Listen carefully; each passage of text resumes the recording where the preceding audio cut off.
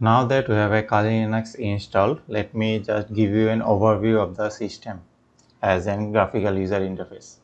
So what Kali is, what's the structure of the file system, and we'll be also talking about some of the basics apps that we are going to use. So as you can see, this is the system bar where you can see your process similar like our Windows. Then we can use this one. So this one is for your network configuration. You can click in here and see all of the network information in here, your IP address, your gateway IP address, your mask and everything. So in here you can choose to select your and see your notification.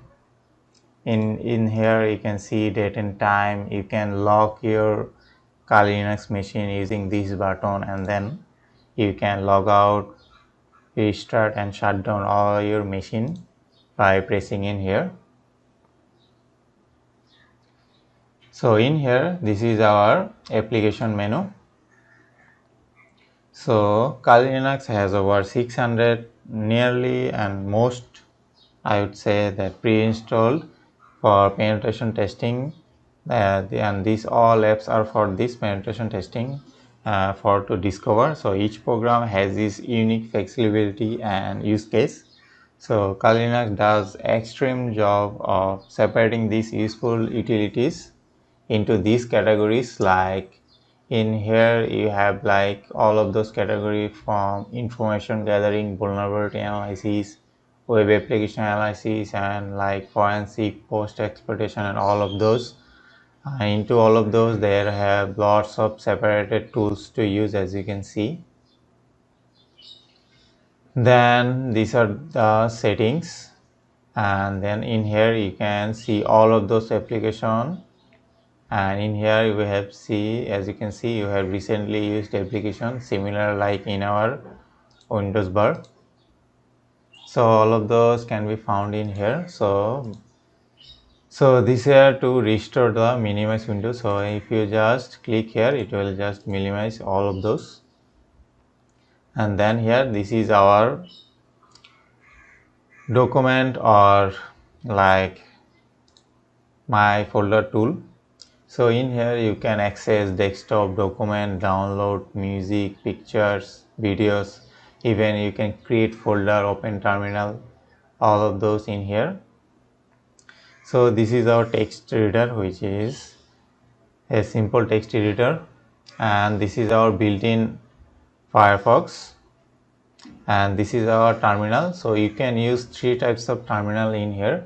Like this will be without the root terminal, which will be the basic terminal.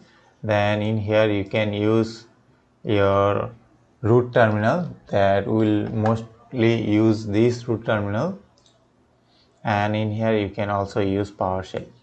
And this is our workplace. Like you can have multiple workplaces in here, like just you can do multiple work, like you can check this one and simultaneously. So you can do all of those in your different workspaces. So as you can, as similar to our Windows. So as you can see, three different workspaces has the three different softwares. So you can use three different way in this. And then this is our shortcut, and from home menu you can see all of those similarly like in here. And then this is our file system, similar like our in Windows, which is the C program. So in here you can have all of those important folders and files in here, like temporary user, var, root folder, all of those. And some of the folders that in here need root permission, like in here as you can see you cannot open, but if you open this folder as root, as you can see, then you can access all of those folders and you can go anywhere in this file system. And then So these are all about this file system. Then this is our shortcut. This is the trash folder, similar like our in Windows and Mac. So this is our shortcut. You can create any shortcut if you want, similarly like we use in our Windows machine.